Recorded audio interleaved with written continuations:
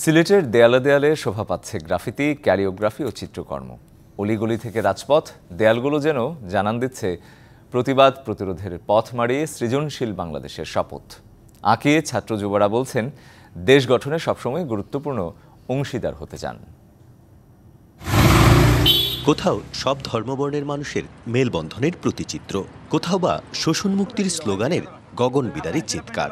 নগরের দেয়ালগুলোতে রংতুলির আঁচড় যেন রচনা করছে নতুন এক ইতিহাসের খোলা বই।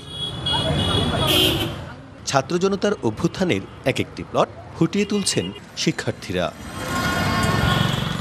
যেসব দেয়াল একসময় দখল করেছিল তোষামোদের গালগল্প, সেখানেই বুনন হচ্ছে নতুন বাংলাদেশের স্বপ্নের উপাখ্যান।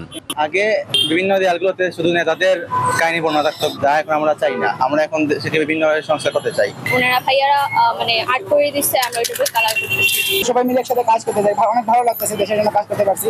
250টিরও বেশি ডিজাইন অপশন নিয়ে ওয়ালটন স্মার্ট ফ্রিজ, বোঝে আপনার প্রয়োজন। পুরনো মাথাভারী মোড়লপনার শেকল ভেঙে আশার আলো ছড়াচ্ছে জেনজি। এভাবেই দেশ গঠনে হাতে হাত রাখতে চান তারা।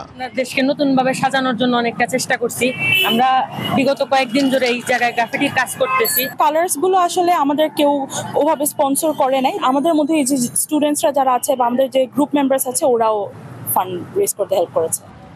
দেয়ালের পাশাপাশি শহীদ মিনার, পার্ক সহ বিভিন্ন ঐতিহাসিক স্থাপনাও রাঙাচ্ছে তরুণ প্রজন্ম। দেয়ালে দেয়ালে আঁকা গ্রাফিতি, বিভিন্ন ধরনের চিত্রকর্ম আর প্রতিবাদের ভাষা সিলেটকে এক শৈল্পিক নগরে পরিণত করেছে। তরুণ প্রজন্মের এই প্রতিনিধিরা যেভাবে সংগ্রামের পথ ধরে নতুন এক বাংলাদেশের স্বপ্ন দেখেছে, যেভাবে এই শিল্পকর্ম আঁকছে, ঠিক সেভাবেই তারা দেশ গঠনের কাজে ঐক্যবদ্ধ হয়ে কাজ করতে চায় সারা জীবন। Pratyush Talukdar, DBC news, Sylhet.